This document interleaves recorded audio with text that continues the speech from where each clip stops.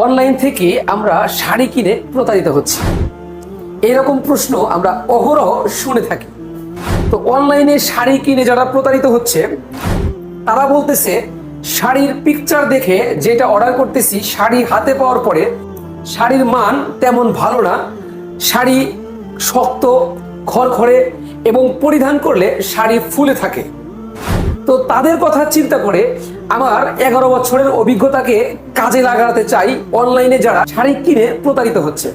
আমি দীর্ঘ 11 বছর হলো শাড়ির ডিজাইন একদম ইউনিকভাবে তৈরি করে ক্যাটালগ তৈরি করি, তারপরে রিচার্জ করি, কালার সেটিং করি এবং ম্যাটেরিয়াল সেট দিয়ে শাড়ি তৈরি করি আমাদের নিজস্ব ফ্যাক্টরিতে।